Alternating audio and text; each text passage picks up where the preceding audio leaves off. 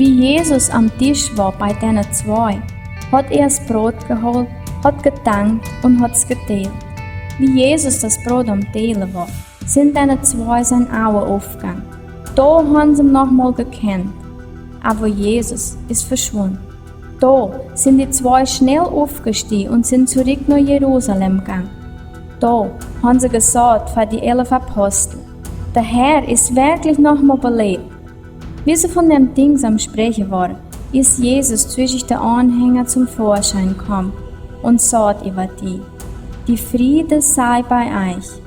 Aber die sind alle verschrocken und haben Bang gekriegt. Die haben gemeint, dass wie ein Gespenst wird zum Vorschein kommen wäre. Und Jesus hat aber über die gesagt, für was ist so viel Zweifel in euer Kopf? Guckt nur mein Hand und nur mein Fies, dann seht ihr, dass ich's wirklich bin. Ein Gespenst hat kein Fleisch und hat kein Knochen wie ich. Greift mal an mich. Die Anhänger waren so froh, dass es gar nicht glauben konnten.